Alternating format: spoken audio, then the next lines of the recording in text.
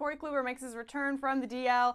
Spectacular performance. I mean, these balls were making all kinds of moves, around the plate, near the plate, above the plate. It was fantastic to see. Is this going to be, when we look back onto the season, the turning point that we say, this is when it happened? I mean, maybe. I think the question with the Cleveland Indians last season is sort of the question that is asked of this team this season, and is the starting pitching good enough to take that last step, and that's win the World Series. Corey Kluber, fantastic last season, comes back, looks great, as you mentioned.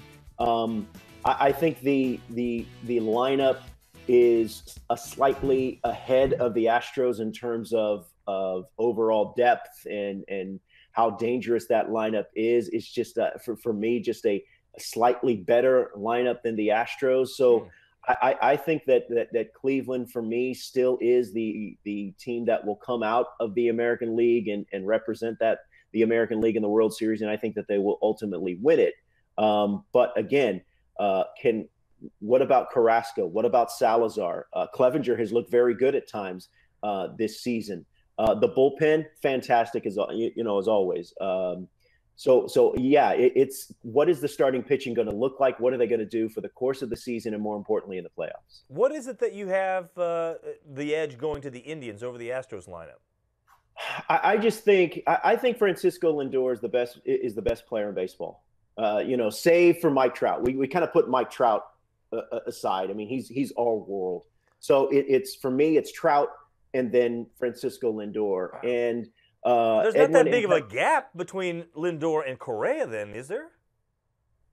I think Lindor's better than Correa. And look, I'm an Astro apologist. Right. No.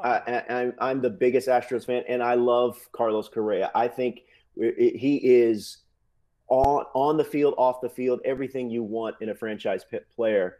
That just shows you just how special Francisco Lindor is. And I mean, there is a charisma about Francisco Lindor that is undeniable. He is an amazing player. And when you look at what he brings to the lineup, Edwin Encarnacion, Jason Kipnis, Carlos Santana, like I said, I think there's just a little bit more in that lineup than there is in that Astros lineup currently.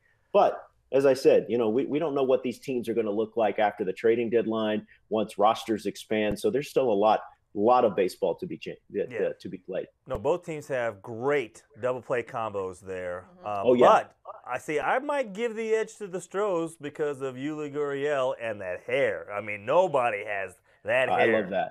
And look, as someone that is well-versed in hair and hair products, I specifically did my hair just for this appearance. I literally rolled out of bed 10 minutes ago, went in there to my bathroom, did the whole there's a regiment involved, Kimmer. There's sort of a paste, and then there's a gel. I can vouch for it, by the way, because yesterday he was like, am I going to have to throw a hat on? What's going to go on with the hair? And I'm like, right, exactly. No, Ruffalo gets out of bed and he looks at the mirror and he goes, he's like the Fonz. He's like, hey, it looks good. It looks great when I wake up. So it does look great.